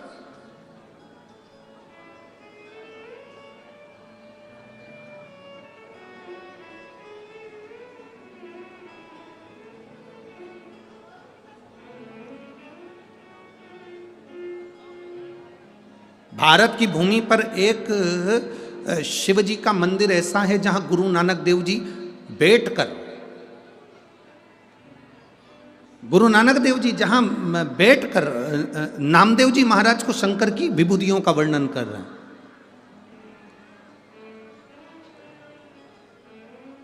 वो महाराष्ट्र का औंडा नागनाथ मंदिर है, जहां पर सिख धर्म के लोग भी सबसे ज़्यादा जाते हैं और हिंदू भाव भी बहुत अधिक संख्या में, सारे धर्म का व्यक्ति वहां दर्शन के लिए जाता है। जहां पर गुरु नानक देव जी बैठकर स्वयं नामदेव जी महाराज को ज्ञान चर्चा दे रहे हैं। जो नामदेव जी महाराज संत शिरोमणि है, साधक है, उपासक है, संत हैं, तपस्वी हैं, दो संत आपस में बैठकर वहां चर्चा कर रहे हैं, संत गुरु नानक देव जी और संत नामदेव जी महाराज।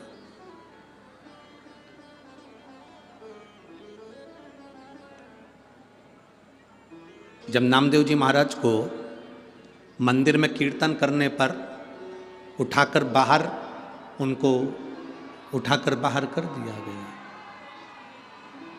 उनको उठाकर बाहर कर दिया गया। जब उनको उठाकर बाहर करा, जब उनको उठाकर बाहर फेंका गया, बाहर करा गया, तो जैसे ही उनको बाहर करा वैसे ही नामदेव जी महाराज की आंखों में जल भर गए। नामदेव जी महाराज की आंखों में जल, और नामदेव जी महाराज की आंखों में जैसे जल आया, नामदेव जी महाराज की आंखों में जैसे जल पहुंचा, हमको लगता है आज शिवरात्रि की कथा है और आप लोगों से फिर निवेदन है, बहुत शांति से सुनो, आपके कारण किसी दूसरे को तकलीफ ना हो। बड़ी आस लेकर बहुत दूर दूर से लोग, दरवाजे के बाहर भी बैठकर आप कथा सुन सकते हो। अगर आपके कानों में आवाज़ जा रही हो तो बड़े प्रेम से आप लोग कथा सुनिए। ये मौका फिर नहीं मिलेगा। सियोर वाला महाराज तो कल कथा कर कर यहाँ से चला जाएगा, पर आपकी झोली खाली ना रह जाए, बस ये आस लेकर बैठा हूँ कि वो भर जाए। जिस आस से आप लोग आए हैं, अगर दरवाज़ों पर भीड़ है, दरवाज़ा नहीं खुल रहा है क्योंकि भीड़ बहुत ज़्यादा है, लोग खड़े हुए हैं, जगह नहीं है, तो आप लोग बाहर ही दरवाजे के वहीं बैठकर कथा सुनो, वहीं बैठ जाओ, जहाँ जगह मिल रही है वहीं बैठो और कथा का रसतत्व ग्रहण करो। शंभू हर हर बोल बम का नारा है, सारी समस्या का हल। दिल से सुनो बाबू, बहुत बहुत भाव से सुनिए आप। शिव कथा है, उसका लाभ लीजिए। शिव महापुराण की कथा कर रही, भगवान शंकर का संवाद कर रहा। जब नामदेव जी महाराज को मंदिर से बाहर छोड़ दिया गया, जब नामदेव जी महाराज को मंदिर से बाहर कर दिया गया, बाहर गुरु नानक देव जी ने पूछा नामदेव जी से, नामदेव क्या हो गया? बहुत बहुत सुंदर रोचक कथा है, जरा स्मरण करेंगे तो आपके हृदय तक ये कथा पहुंचेगी, आपके दिल तक। नामदेव क्या हुआ? नामदेव जी कहते हैं मैं मंदिर में नृत्य कर रहा था शंकर भगवान को रिझा रहा था। मंदिर के लोगों ने, मंदिर के पुजारियों ने मेरे को उठाकर बाहर पटक दिया, मंदिर के पीछे। बल देखिए क्या होता है, एक सच्चे सतगुरु का साथ क्या होता है। गुरु नानक देव जी बोले, नामदेव, लोगों ने तुझे मंदिर के पीछे लाकर पटक दिया और तू रोने लगा। एक सच्चे सतगुरु का साथ क्या होता है वो देखिए। नामदेव, मंदिर के पीछे किसी ने तुझे फेंक दिया और तू रोने लगा। आप और हम में से कई लोग ऐसे हैं, कोई मंदिर जाने से रोकता है तो दिल दुखता है, कोई जल चढ़ाने से रोकता है तो दिल दुखता है, कोई पूजन करने से रोकता है तो दिल दुखता है। यहाँ पर इस कथा के मंडप में एक माता ऐसी बैठी हुई है जिसके लड़के की तबीयत खराब हो गई थी, बहुत ज़्यादा तबीयत खराब हो गई थी, और वो विदेश में थी। विदेश में शंकर जी का मंदिर नहीं, जाने के लिए जल चढ़ाने की परमिशन नहीं, पशुपतिनाथ व्रत करने की परमिशन नहीं। बेटा ऐसी स्थिति में पड़ा हुआ था तो उसने सोचा कि मैं अब शंकर जी का कैसे पशुपति व्रत करूं। बाहर बर्फबारी हो रही थी, उस बर्फ का शिवलिंग बना लिया उसने। बाहर बर्फ का शिवलिंग, रोड पर बर्फ का शिवलिंग बनाया, उसकी पूजन कर कर वहीं पर उसने पहला पशुपति व्रत करा। पहला पशुपति व्रत करा, फिर दूसरा व्रत करा। वहां बर्फ ही बर्फ चारों तरफ थी, उस विदेश में पूरी बर्फ ही बर्फ थी। उसके देश का नाम उसने लिखा, बर्फ ही बर्फ। और उसने फिर दूसरा पशुपति व्रत भी उसी शिवलिंग का निर्माण कर दिया, बर्फ का। तीसरा पशुपति व्रत भी वही शिवलिंग का निर्माण, बर्फ का शिवलिंग बनाकर पूजन कर ली। और 5 व्रत करे। तीसरा व्रत जब उसका पूर्ण हुआ तो उसका बेटा आईसीयू से बाहर आ गया और अच्छा होकर बैठा। वो माँ यहां बैठी होगी जिसने पत्र लिखा, बर्फ का शिवलिंग का निर्माण कर दिया, मंदिर नहीं जाने दिया तो बर्फ का शिवलिंग, बर्फ का शिवलिंग। आप जहां पूछोगे उसको। गुरु नानक देव जी ने नामदेव जी से कहा, तुम इतनी सी बात के लिए रो रहे? सच्चे गुरु का सानिध्य यही होता है कि रोना नहीं है, रोना नहीं। एक पत्र है, देखिए, चंचल शर्मा, भटिंडा की रहने वाली हूं। कहीं हैं? आप ही हैं? एक बार हाथ हिला दो ऐसा। मैं चंचल शर्मा, भटिंडा की रहने वाली हूं। गुरुदेव, मेरे पति का लीवर 5 साल से डैमेज था, पूरा डैमेज लीवर है। सभी डॉक्टरों ने जवाब दे दिया था कि ये कुछ महीने के मेहमान हैं। डॉक्टरों ने जब जवाब दे दिया कि कुछ महीने के मेहमान हैं, इनकी आयु केवल 2 से 3 महीना बताई गई थी। और डॉक्टरों ने हाथ ऊंचे कर दिए क्योंकि 5 साल से लीवर बेकार था, पूरा लीवर डैमेज था, दवाइयाँ भी असर नहीं कर रही थी। गुरुजी, मेरी पड़ोसन के कहने पर मैंने पहली बार आपकी कथा सुनी और मेरा विश्वास जागृत हुआ। आप कहते हो कि सीहोर का रुद्राक्ष केवल रुद्राक्ष है, मैं कहता हूं सीहोर की कुबेरेश्वर धाम की भूमि भी शंकर की भूमि से कम नहीं, कैलाश पर्वत से कम नहीं है। मैं बाबा को वहां विनती कर आई, गई, एक रुद्राक्ष लेकर आई और बाबा को मैं वो रुद्राक्ष पानी में गलाकर शिव जी को चढ़ाने लगी। बाबा, मैं बाबा का क्या वर्णन करूं। आज मैं कथा के पंडाल में बैठकर सौभाग्यवती होकर मैं बाबा को धन्यवाद देती हूँ। जहाँ डॉक्टरों ने 2 से 3 महीने दिए थे, आज मेरे बाबा ने लाज रख ली और उनका पूरा लीवर काम करना प्रारंभ कर दिया। मैं बाबा को यहाँ धन्यवाद देने के लिए आई हूँ। आप ठीक हैं बाबू? एक बार हाथ हिला दो। श्री शिवाय नमस्तुभ्यम। बैठिए। मैं भटिंडा की रहने वाली चंचल शर्मा, भटिंडा से। शिव तत्व है ये, वो घड़ी है। भजन कभी कम ना करिए। तो उन्होंने एक लाइन लिखी है, आप हमारे भटिंडा में आए, यह हम सबका सौभाग्य है, यह हम सबका आनंद है। ये हम नहीं आए, ये तो कुबेरेश्वर महादेव मेरा, भोलेनाथ मेरा, काशी विश्वनाथ मेरा, शंभू मेरा, त्रिकालदर्शी, कैलाशी, अविनाशी यहाँ पहुँचा और उसने कृपा करी। और मैं तो कहूँगा माननीय अमरजीत जी मेहता जी को धन्यवाद दूंगा और पूरी प्रशासन को, पूरे बांके बिहारी सेवा समिति को धन्यवाद दूंगा जिन्होंने इस पवित्र कथा का लाभ आप और हमको दिया है। संपूर्ण संपूर्ण अब जवाबदारी आपकी और हमारी है कि हम कितना ग्रहण कर रहे हैं।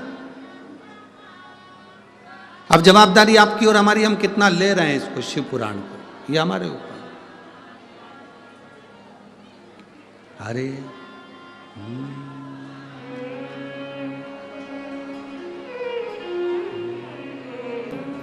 शिव कथा कह रही है, भगवान शंकर का चरित्र कह रहा।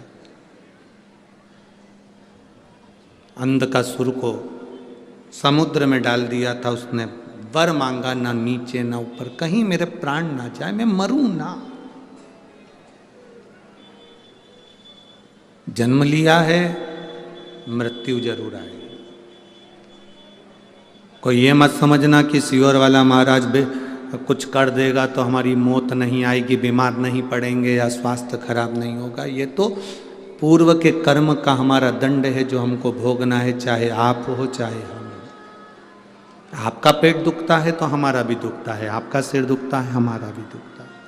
बस विश्वास पक्का करा है, इसलिए दुख मालूम नहीं पड़ता, कब आकर निकल जाता है और परमात्मा संभाल लेता है।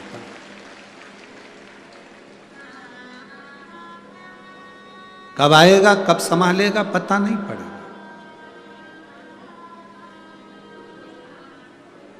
एक भरोसा जब दृढ़ होता है ना, एक लड़की ने लिखा कि मेरी माँ ने ज्योतिषी को पत्रिका दिखाई, पत्रिका में उन्होंने बता दिया था कि मेरी सरकारी नौकरी नहीं लगेगी। उस बेटी ने पत्र में लिखा।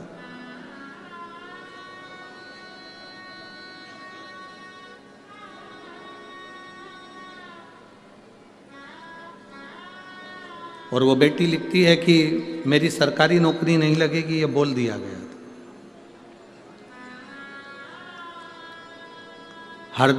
हरदीप गोस्वामी, सुनामा उधम सिंह वाला, संगरूर से आई हूँ।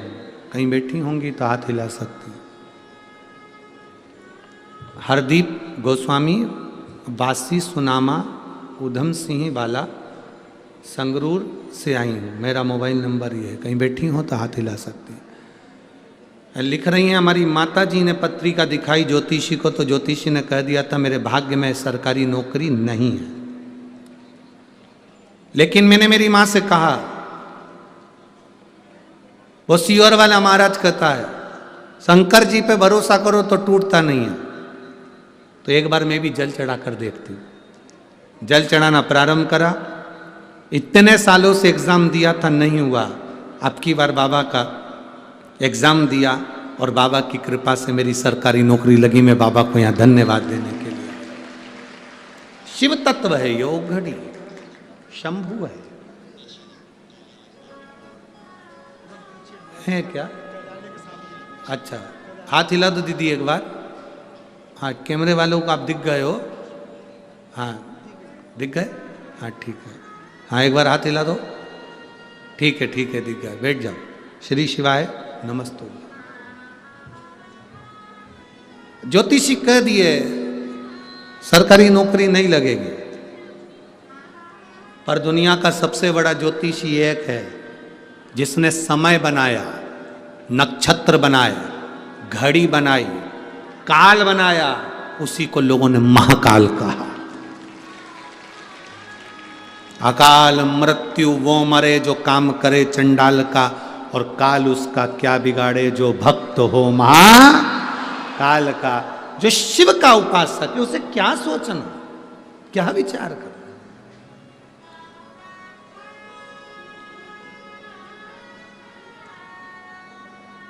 उसके भरोसे रहोगे ना तो कभी टेंशन नहीं आएगा।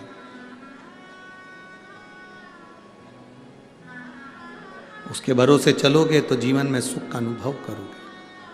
अनुभव, हाँ, भटकोगे तो कोई भरोसा नहीं, कोई भरोसा नहीं। हिम्मत मत छोड़ो। वृक्ष देखना, पेड़ को देखो, वृक्ष को देखो। एक मौसम आता है वृक्ष की पूरी पत्तियां गिर जाती है, बोलो सही है कि गलत है? एक मौसम आता है वृक्ष पर बहुत सारे फूल लगते हैं, बाद में वो फूल टूट जाते हैं, बोलो बोलो बोलते जाओ, सही है?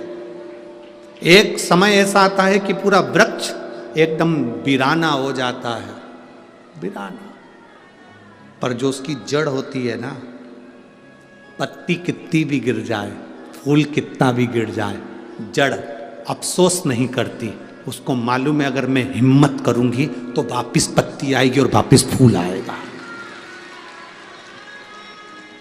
पत्ती भी वापिस आएगी और फूल भी वापिस आएगा, हिम्मत मत हारो। वृक्ष जड़ हिम्मत नहीं हारती, वो दबी रहती है, पानी लेती रहती है, आखिरी में उस पत्ती को वापिस आना पड़ता है और फूल को भी आना पड़ता है और फल को भी आना पड़ता है, उसकी हिम्मत उसमें नहीं। कोई ने कह दिया तुम्हारी नौकरी नहीं लगेगी, कोई ने कह दिया तुम्हारी बीमारी ठीक नहीं होगी, कोई ने कह दिया तेरा लीवर कभी बेकार हो गया, ठीक नहीं होगा। इसमें लिखा उस बहन ने 5 साल लीवर बेकार और डॉक्टर ने कह दिया 2 से 3 महीने की जिंदगी, बस 3 महीना बहुत हो गया। तो क्या हम मान लेंगे कि हमें मरना है? हम मान ले कि हम मर गए ना, इतनी जल्दी हिम्मत नहीं हारना। इतनी जल्दी अगर हिम्मत हार गए तो काहे की जिंदगी फिर आपकी। भटिंडा पंजाब की कथा से एक सीख लेकर जाना, भले मैं छोटा काम करूं बड़ा काम करूं पर मैं मेहनत करूंगा, दुनिया हंसेगी ना, हंसने दो। कुबेरेश्वर बाबा का नाम लेकर, कुबेर भंडारी का नाम लेकर इतनी मेहनत करूंगा कि एक दिन मैं भी अपना पत्र लिखकर व्यासपीठ पर भेजूंगा कि मेरा भी व्यापार मेरे बाबा ने संभाल लिया। कर्जा हो गया, कई लोग कहते हैं मेरा बहुत कर्जा हो गया, मैं मर जाऊं तो अच्छा। काय को मरना? तुम मर जाओगे तो कर्जा खत्म हो जाएगा।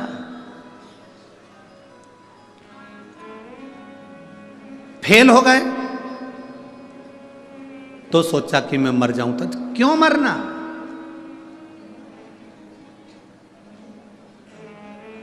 आज सीए का रिजल्ट आया है, आज सीए का रिजल्ट आया है। आशीष के पास इतने मैसेज आए हैं कि बाबा ने हमारे बेटे को पास कर दिया, हमारी बेटी को पास कर दिया, कोई प्रसन्न हो रहा है, कोई आनंद में डूब रहा है। जो बेटे जो बेटियां सीए में सिलेक्ट हो गए, पास हो गए, हम उनको बधाई देते हैं, पर जो रह गए, जिनका सब्जेक्ट रह गया, 1 सेम रह गया या 2 सेम रह गए, घबराना नहीं है, बिल्कुल मत घबराओ, फिर मेहनत करो, फिर पढ़ाई करो, इतनी दिल से पढ़ाई करो, और आखिरी में जब एग्जाम के लिए जाओ तो बाबा को एक बेलपत्र लगा कर जाओ, फिर निकलोगे। इतनी जल्दी हिम्मत मत हारना कि मैं रह गया या मैं कुछ, निकलेंगे भी, कुछ रहेंगे भी। पेड़ वृक्ष की जड़ अगर सोच ले कि मेरे ऊपर फूल नहीं है, मेरे ऊपर पत्ती नहीं है, अब तो मैं रेहूं नहीं तो अच्छा, सूख जाऊं तो अच्छा, नहीं, उसका बल देखिए, वापिस पत्ती लेकर आ जाती है, वापिस फूल लेकर आ जाती है, पानी को रखती है, जड़ डोलती नहीं है, विश्वास मजबूत रखती है। दुख आएगा, ऐसा संसार में कोई नहीं जन्मा जिसको दुख नहीं आएगा। भगवान राम जी की जिंदगी में दुख आया, बोलो आया कि नहीं आया? भगवान राम जी की जिंदगी में दुख आया, भगवान कृष्ण के जीवन में दुख आया, जन्म कहीं हुआ, पढ़े कहीं, राज कहीं का था, भागना पड़ा युद्ध का मैदान छोड़कर, दुख नहीं तो और क्या है? ऐसी कौन है जिसकी जिंदगी में दुख नहीं आया? माता जानकी जी के जीवन में दुख था, माता रुक्मणी के जीवन में दुख था, राधा जी जिनका आप नाम स्मरण करते हो, क्या उनकी जिंदगी में दुख नहीं था? कितना दुख। मृत्यु लोक में आने के बाद परमात्मा को भी दुख भोगना पड़ता है, तो आप और हम कोई अलग से नहीं आए, हमको भी दुख भोगना पड़ता है। बस इतना याद रखना, राम जी की जिंदगी में दुख आया था तो उनने शंकर जी की पूजन करी थी, फिर लंका पर चढ़ाई करी थी। भगवान कृष्ण के जीवन में दुख आया था तो उन्होंने नागेश्वर की स्थापना कर कर भगवान शंकर की पूजन करी, तब उनके घर में संतान की प्राप्ति हुई। सीता जी के जीवन में दुख आया तो उन्होंने शंकर जी की पूजन करी। राधा जी के जीवन में आया तो उन्होंने शिव जी का पूजन करा। 33 कोटि देवताओं के जीवन में दुख आया तो उन्होंने शंकर की आराधना करी और उस दुख का निवारण हुआ। आपकी जिंदगी में भी दुख आए तो एक लोटा जल पकड़कर शिव जी के मंदिर जाना और दुख का निवारण करेगा।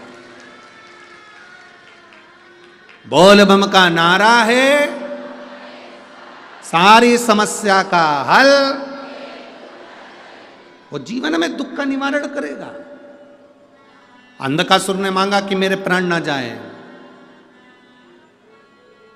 अंधकासुर ने मांगा कि मेरे प्राण ना जाएं। ब्रह्मा जी ने कहा मरना तो पड़ेगा, मृत्यु निश्चित है, मौत आएगी, मरना तो पड़ेगा। बादाम खाओगे तो भी मरोगे, नहीं खाओगे तो भी मरोगे। गुलाब जामुन खाओगे तो भी मरोगे, नहीं खाओगे तो भी मरोगे। पार्लर जाओगे तो भी मरोगे, नहीं जाओगे तो भी मरोगे। कथा सुनोगे तो भी मरोगे, नहीं सुनोगे तो भी मरोगे। तो किसी ने कहा फिर काहे को सुने, जब तुम ही तो कह रहे हो कथा सुनोगे तो भी मरोगे, नहीं सुनोगे तो भी मरोगे, फिर कथा क्यों सुने? उसका एक कारण, बिल्ली अपने मुंह से चूहे को पकड़ती है तो जिंदा छोड़ देती है, बोलो तो जम के नहीं। बिल्ली अपने मुंह से अपने बच्चे को पकड़कर साथ घर लेकर जाती है तो क्या उसको मार डालती है? नहीं, जिंदा रखती है। उसी तरह मौत तो आएगी, कथा सुनोगे तब भी और नहीं सुनोगे तब भी। बस अंतर इतना है, कथा नहीं सुनोगे तो चूहे जैसे मसले जाओगे और अगर कथा सुन ली तो बिल्ली के बच्चे जैसे बच जाओगे। मौत तो आएगी, मृत्यु निश्चित है। काल आएगा, बिल्ली पकड़ेगी, काल पकड़ेगा, चूहे को भी पकड़ेगा और अपने बच्चे को भी पकड़ेगा, पर कष्ट नहीं आएगा। जीवन में ऐसा चलता रहता, ये जीवन है, होगा।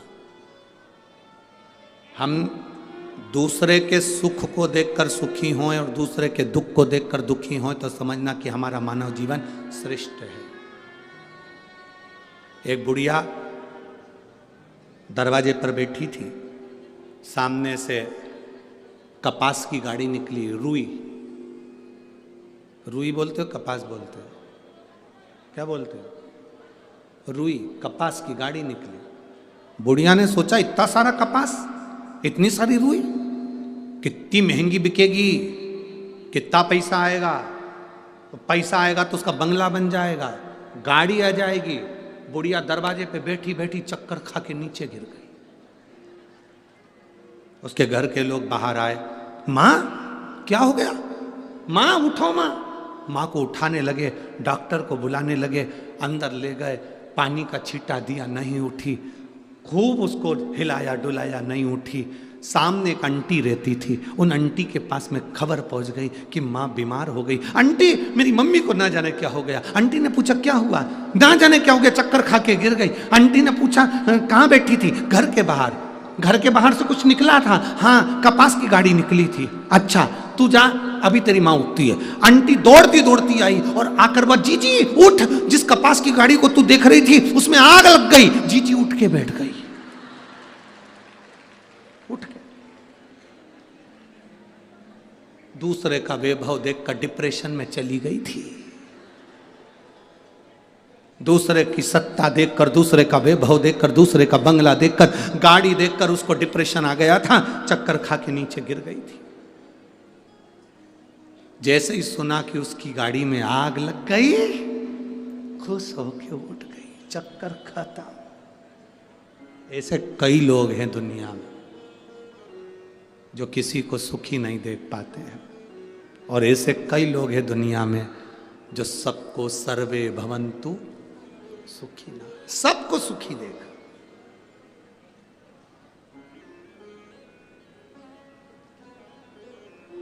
अरे लुटा दिया भंडार काशी वाले ने, कर दिया माला। जो सबके लिए सोचते हैं। शिव महापुराण किसी एक व्यक्ति के लिए नहीं है, शिव महापुराण सबके लिए। कई लोगों के मन का प्रश्न रहता है, गुरुजी बड़े बड़े महाराज हों भी सबसे मिलते हैं, बड़े बड़े महात्मा हों भी सबसे मिलते हैं, बड़े बड़े गुरुजी भी सबसे मिलते हैं, तुम अनूठे पैदा हुए किसी से नहीं मिलते। हम उनसे पूछते हैं मिलकर करेंगे क्या? जो कुछ बोलना है व्यासपीठ से बोलेंगे। आपके दुख का निवारण हमारे पास में नहीं है, आपके दुख का निवारण केवल शिव महापुराण के अंदर है। और शिव महापुराण की कथा जब व्यासपीठ से होती है, वो एक का निवारण नहीं करती, जितने सुनते हैं सबका निवारण करती है और सबकी झोली भरती है। मिलकर करोगे क्या? क्या मिलना? तुम्हें तो भगवत भजन की तमन्ना होना चाहिए भीतर, एक तमन्ना। शिव कथा कह रही है, अंधकासुर ने वर मांगा, ब्रह्मा जी ने वर दिया। मांगो क्या चाहिए? मेरे प्राण ना छूटे, मैं मरूं ना। ब्रह्मा जी ने कहा यो ही नहीं सकता, मरना तो पड़ेगा। अंधकासुर को मालूम था ना मेरी कोई मां है ना मेरा कोई पिता है। अंधकासुर ने वर मांगा, जिस दिन मैं अपनी मां को गलत दृष्टि से देखूं उस दिन मेरे प्राण छूट जाए, उस दिन मेरी मौत आए, जिस दिन मैं अपनी माता को गलत दृष्टि से। क्योंकि इसको मालूम था, हिरण्याक्ष ने इसको कहा था तुम्हारी कोई मां नहीं है, तुम्हारा जन्म माता के गर्भ से नहीं हुआ है, तुम्हारी कोई मां नहीं है। इसने कहा जिस दिन मैं अपनी माता को गलत दृष्टि से देखूं उस दिन मेरे प्राण छूट जाए। ब्रह्मा जी ने तथास्तु कह दिया। जैसे ही वर देना, राक्षसों में यही तो अक्ल नहीं है कि उन्होंने तथास्तु कहा, तभी समझ लेना था कि मतलब मेरी मां जरूर है, नहीं तो ये वर ही नहीं मिलता।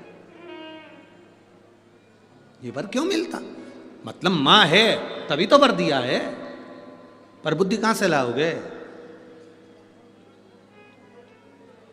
ये गुस्सा जो होता है ना, गुस्सा, क्रोध, इसमें बहुत अकल होती है।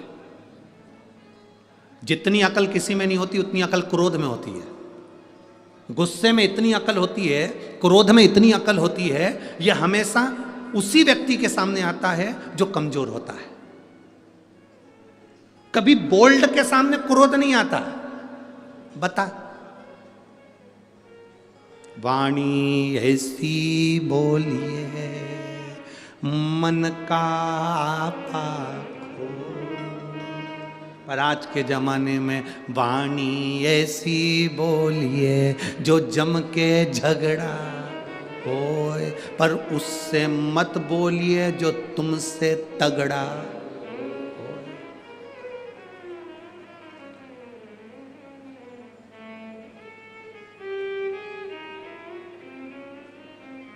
एक पत्र है,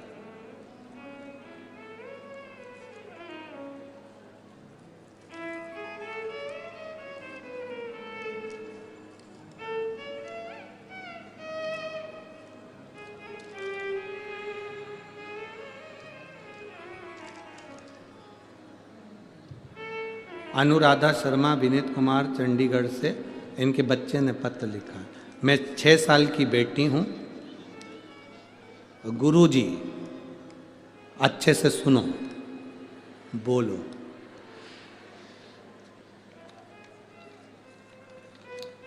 तुम टीवी पे तो 200-250 किलो के दिखते हो। कहाँ बैठी है? पहले तो हाथ हिला दे। अनुराधा शर्मा तुम्हारी बेटी कहाँ है? जरा हाथ तो हिलाए। कहाँ है? दिख गई क्या? अच्छा, हाथ हिला दो एक बार, हम भी देख लें तुमको। हाँ, दिख गई हो, ठीक है, धन्य है। हे गुरुजी, टीवी पे तो तुम 150-200 किलो के दिखते हो, पर यहां तो तुम ठीक ठाक दिख रहे हो। ये बताओ, ठंड में सूख गए हो? हे भगवान, अरे जजमान के घर में तो ठंडी ना लगती है रे दादा। ना जाने कौन सा सिस्टम करके रखा है कि वो ठंड को मेंटेन कर रखता। भगवान की कृपा है। यहाँ भटिंडा में आए तो भगवान की कृपा है। और हमने तो सोचा था भटिंडा के लोग खूब गरम गरम जलेबी और मक्का की रोटी और सरसों का साग, तो यहाँ भले अपन 85 के आए, घर जाते जाते तो सो हो ही जाएंगे। है? तुम यहाँ ठीक ठाक दिख रहे हो, ठंड में सूख गए का? नहीं, बिल्कुल जैसे हैं वैसे ही है। तुमने चश्मे से देखा होगा, थोड़ा दूर का लगाया होगा, अब पास का लगाया होगा। बैठो बेटा, श्री शिवाय नमस्तुभ्यम, बैठिए, आनंद हो। शिव शिव है, ओघड़ी ओघड़ी है, शंभु शंभु है, उसकी भक्ति का कोई तोड़ नहीं है। ब्रह्मा जी ने अगर वर दिया है कि तुम जिस दिन माता को गलत दृष्टि से देखोगे उस दिन प्राण छूटेगा, उस दिन समझ लेना था कि मतलब मेरी मृत्यु निश्चित है, मेरी मौत आएगी। अपने मूल तत्व को समझो कि अपनी मूलता कितनी है।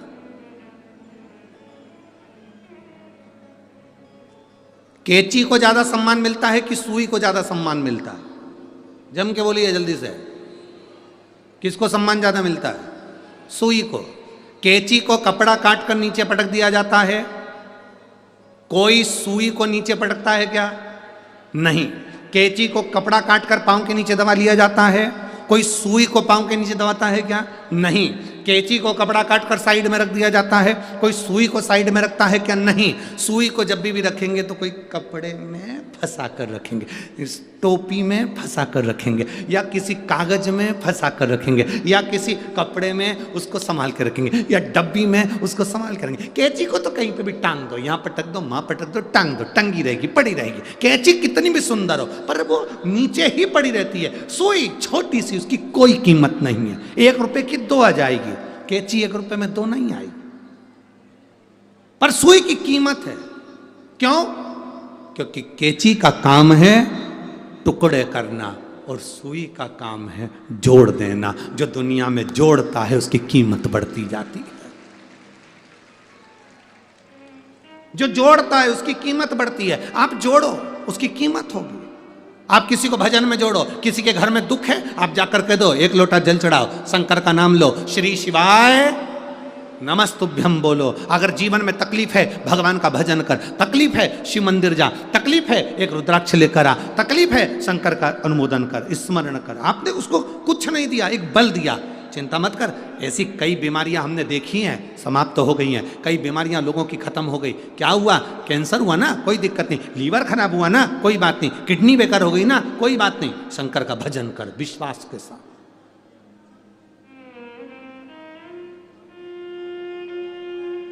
एक हमारे सीहोर में अनिल जी सांडिल्य रहते हैं, बग्गी खाने में। अब वो अनिल जी सांडिल्य रहते हैं, उनकी बहन भोपाल में रहती है, अनीता वैद्य। उनकी किडनी पूरी डैमेज थी, बहुत किडनी लीवर काम नहीं कर रहा था। वो पहली बार जब कुबेरेश्वर धाम पर आई और अनिल सांडिल्य जी उनको लेकर आए, मिलाया। उन्होंने कहा ये मेरी बहन है और इनकी किडनी लीवर काम नहीं कर रहा। हमने कहा देखिए अनिल भैया, हम तो कुछ नहीं बताते, पर इतना जरूर है कि रुद्राक्ष अगर मांग कर लेकर जा रहे हो, कंकर शंकर की पूजन कर कर जा रहे हो, तो अगली बार अगर सूचना आएगी तो आपकी किडनी लीवर जरूर काम करेगी। और कल उनका आज मैसेज आया तो उन्होंने कहा गुरुजी आपने लीवर और किडनी के जो जो बताए थे वो सब करे, और बाबा की कृपा से मेरी लीवर और किडनी काम करना प्रारंभ कर दी, मेरा कैटरीना भी ठीक हो। ये शिव तत्व है, वो घड़ी है। एक भरोसा, एक विश्वास, एक दृढ़ता होना चाहिए।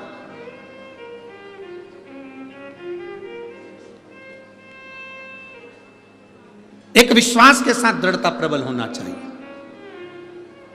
और शंभो शरणे पड़ी मांगू घड़ी रे,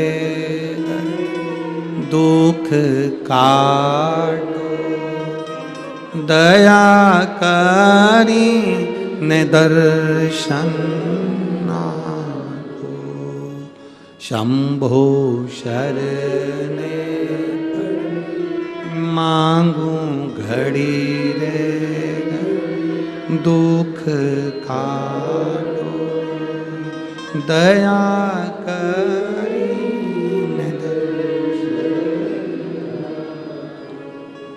आप उसकी भक्ति करो। ब्रह्मा जी से वर पाया, अंधकासुर घर आया और उसने उपद्रव मचाना प्रारंभ करा। जिसको मालूम पड़ जाता है कि मैं मरूंगा नहीं, या मेरे ऊपर ये आशीर्वाद है, या मेरे पास ये बल है, वो उपद्रव मचाना प्रारंभ कर देता। उपद्रव। हम आपसे कहना चाहेंगे, कोई बड़ी बीमारी से अगर आप बच गए, भोलेनाथ ने आपको बड़ी बीमारी से बचा लिया, तो एक निवेदन है, उस दिन से संकल्प ले लेना कि अब मेरा जो जीवन है वो मेरे भगवान का है। अब मैं थोड़ा समय भोलेनाथ की कथा में लगाऊंगा, परमार्थ के काम में लगाऊंगा। अब मेरा जो जीवन है वो परमात्मा। एक पत्र है, देखिए।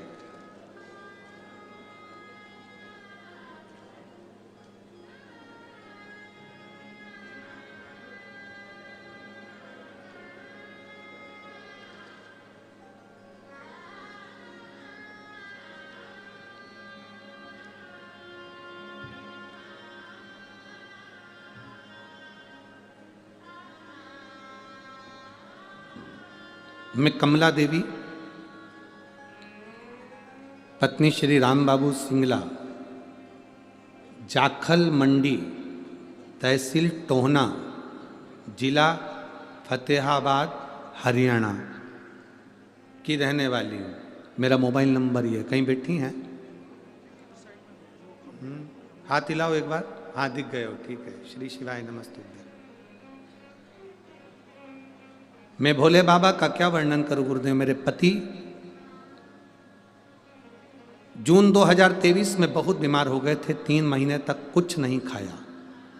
जांच कराने पर पता चला कि उनके फेफड़े बेकार हो गए, उसमें पानी भरा गया है। डॉक्टर ऑपरेशन का कह रहे हैं। पति आए हैं साथ में? पति आए हैं साथ में? नहीं आए। गुरुदेव डॉक्टर ऑपरेशन का कह दिए थे, तब हम बड़े दुखी हुए। तो हम 29 जून को बाबा की कथा का वर्णन श्रवण किया। एक बेलपत्र शिव जी को चढ़ाना, लोटा भर के जल चढ़ाना, उसको पाना प्रारंभ करा, पिलाना प्रारंभ करा, बेलपत्र खिलाना प्रारंभ करी। दूसरी बार जब जांच कराने के लिए गए तो बाबा का हम क्या गुणगान करें। डॉक्टरों ने कह दिया इनके फेफड़े का पानी निकलना प्रारंभ हो गया है, अब इनके ऑपरेशन की जरूरत नहीं है। ठीक है बाबू, अब हाथ हिलाइए एक बार। श्री शिवाय नमस्तुभ्यम। बैठिए। शंभू की कृपा इसी को कहते हैं, इसी को उदारता कहते हैं।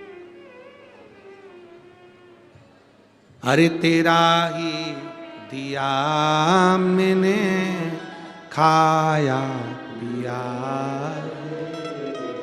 तेरा शुक्रिया, तेरा शुक्रिया,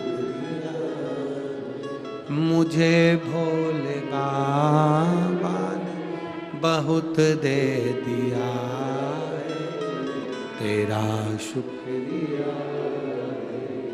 तेरा शुक्रिया है। ये शिव तत्व है, ओघड़ी है शंभू। एक भरोसा आपके भीतर जागृत होना चाहिए, एक भरोसा, एक विश्वास। हमारे बीच में माननीय श्री अमन अरोड़ा जी पधारे हैं, कैबिनेट मंत्री पंजाब सरकार से। एक बार जोरदार ताली बजाकर उनका स्वागत, वंदन, अभिनंदन। मैं साधुवाद करता हूँ माननीय श्री अमन अरोड़ा जी को, कैबिनेट मिनिस्टर पंजाब सरकार को। एक बार जोरदार ताली बजाकर बहुत बहुत साधुवाद आपके लिए। शिव भक्ति का एक मूल है। अंधकासुर को लगा, उपद्रव मचाया। जैसे ही उपद्रव मचाना प्रारंभ करा, तब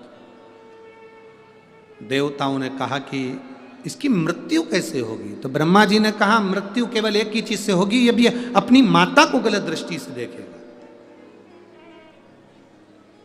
एक बार अंधकासुर ने अपने द्वारपालों से कहा मुझे विवाह करना है, जो सबसे सुंदर स्त्री है उसको मेरे लिए लेकर आओ। द्वारपालों ने कहा जो सबसे सुंदर स्त्री है वो तो पार्वती है और उनको भगवान शिव लेकर चलेगा। उनका विवाह तो शंकर जी के साथ हो गया, शिव जी के साथ। हाँ, पर मुझे तो विवाह करना है, शिव जी से विवाह हो गए तो क्या हुआ, चलो मैं लेकर आता हूं। और अंधकासुर आज अहम में डूबकर, अहंकार में डूबकर, आसक्ति में डूबकर कैलाश पर्वत पर पहुंच गया। अहम में डूबकर जब कैलाश पर्वत पर गया, अब देखो अंधकासुर को उसके गुप्तचरों ने समझाया कि शिव ओघड़दानी है, उनकी धर्म पत्नी है पार्वती जी, किसी स्त्री पर, किसी नारी पर, पर स्त्री पर नारी पर गलत दृष्टि देना उत्तम नहीं है, ये समझाया, कहा गया। पर सुने कौन? कौन? अब कितना कितना लोग समझाए। जैसे एक हाथी होता है ना, उस हाथी को कोई महावत गंगा जी के जल में नहला रहा है, महावत गंगा में स्नान करा रहा है, हाथी को खूब साबुन से मला, चकाचक किया, स्नान कराया और महावत उसको लेकर चला। वो आगे जाकर मिट्टी अपनी सूंड में भरकर अपने ऊपर फेंके तो महावत का कितना दिल दुखे कि बताओ हमने हाथी को इतना नहलाया था, इतना साबुन लगाया, शैम्पू लगाया, इसके बाद भी हाथी ने मिट्टी डाल ली। उसी तरह अंधकासुर को समझाने वालों ने समझाया, अंधकासुर को बताने वालों ने बताया तुम गलत करने जा रहे हो। शंकर जी की धर्म पत्नी है पार्वती, किसी स्त्री पर गलत दृष्टि देना यह उत्तम नहीं है।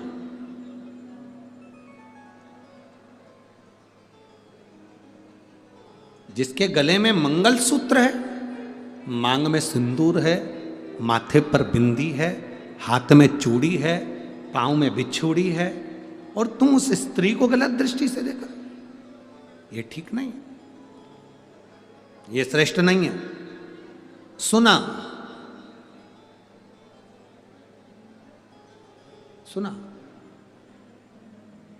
क्रोध है, बहुत क्रोध। अंधकासुर को इतना गुस्सा आया कि अपने गुप्तचरों के ही प्राण ले लिए। अच्छा बोलने वाला, अच्छी सीख देने वाला, कई लोगों को बहुत बुरा लगता, ये अच्छा क्यों बोल रहा है, ये अच्छी सीख क्यों दे रहा है।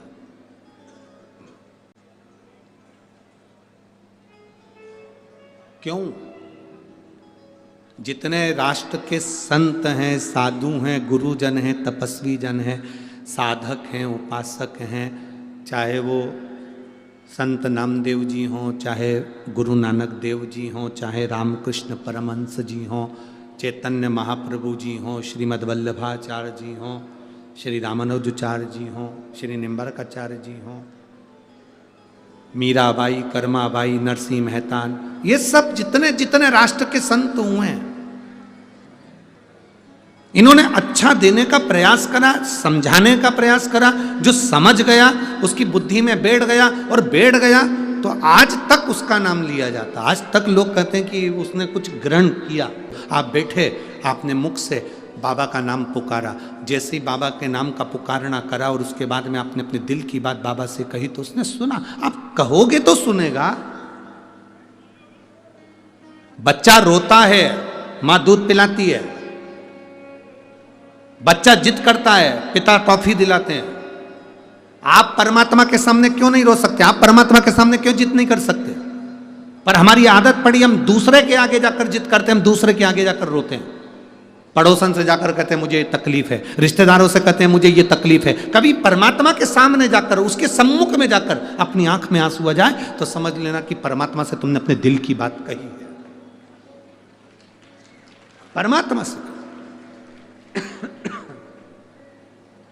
श्री शिवा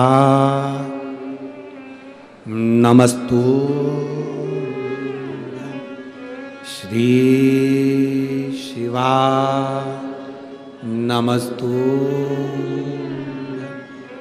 श्री शिवा नमस्तु श्री शिवा नमस्तु श्री शिवा नमस्तु भोला सब दुख काटो ओ भोला सब दुख काटो शिव शंकर जपूं तेरी माला भोले बाबा जपूं तेरी माला भोला सब दुख काटो ओ भोला सब दुख काटो वेश है मंगल मंगलकारी वेश है मंगल मंगल शमशान वासी हमारा शमशान वासी हमारा ओ भोला सब दुख काटो ओ भोला सब दुख काटो। भगवान शिव से करी गई प्रार्थना वो स्वीकार करता है। अंधकासुर ने जाकर माता पार्वती को देखकर गलत दृष्टि से माता पार्वती को देखा, इसको नहीं मालूम कि ये मेरी माँ है, और माता पार्वती ने इसको पुत्र मान लिया, गोदी में उठाया था, लाड़ लड़ाया था, स्नेह करा था। गलत दृष्टि से देखा, शिव जी को क्रोध आ गया। शंकर भगवान ने अंधकासुर को मारने के लिए काल भैरव प्रकट कर उसका वध करा दिया। जब जब गलत दृष्टि से जब कोई व्यक्ति किसी स्त्री को देखता है तो स्वयं शिव उसको दंड देने के लिए पृथ्वी पर आता ही है, आता ही है।